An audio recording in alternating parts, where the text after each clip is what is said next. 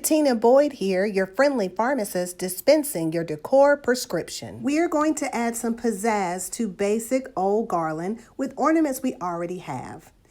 To make this really simple, you can use pipe cleaners to actually thread through the top of the ornaments. I didn't have any pipe cleaners, so here I am using what your girl already had, some ribbon.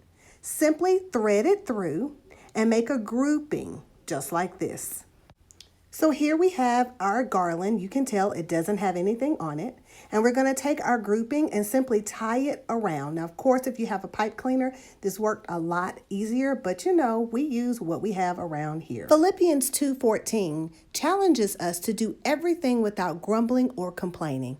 As we head into this Christmas season, may we all remember to stop complaining and just go ahead and do the hard thing that is in front of us. Creating spaces that bring you joy is good for your health.